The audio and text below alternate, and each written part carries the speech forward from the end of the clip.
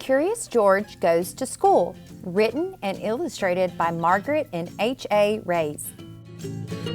It was open house at George's school, so the man with the yellow hat had come to school with George. "I want to speak to your teacher," the man said. "Wait for me, George, and don't get into trouble." George was standing in front of the art room. He opened the door and peeked in. Mr. Williams, the art teacher, was cleaning up. "Hello, George," he said.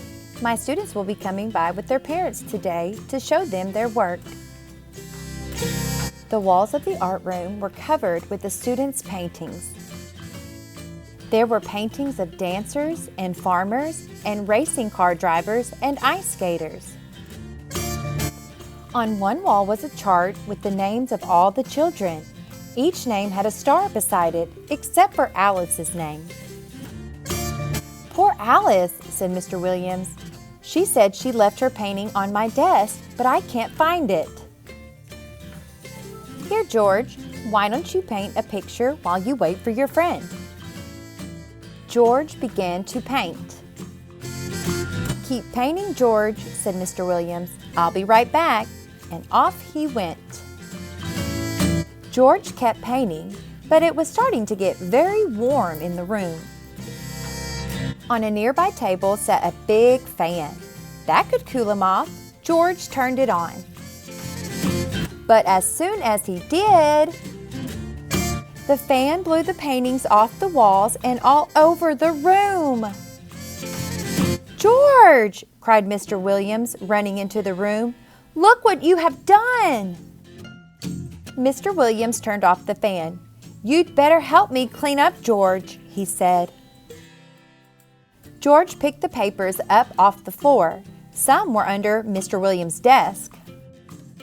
One was stuck between the desk and the wall. When George pulled it out, it was covered with dust, as if it had been there for a long time. It was a painting of a little girl riding a horse. "That's Alice's missing painting!" cried Mr. Williams. "Now I can give Alice a star." When the paintings were all hanging on the walls again, the students and their parents arrived. There was Alice's painting, and there was George's painting right beside it. Now Alice's name on the chart had a gold star next to it. "Thank you for finding my painting, George," said Alice. "I like your painting too. You should have a gold star." "I agree," said Mr. Williams, and he gave George a big gold star. Boys and girls, I hope you enjoyed our last Curious George book of the week, Curious George Goes to School. Woo, he almost destroyed that art room. I'm so glad he didn't. All right, so your activity today is going to be through Seesaw. You are going to be doing an activity where you have to circle the characters and X out the settings. That way Miss Jelks and all your other teachers will be able to see if you can identify what a character is and what a setting is. I hope you have fun with this activity, and we'll see you next week.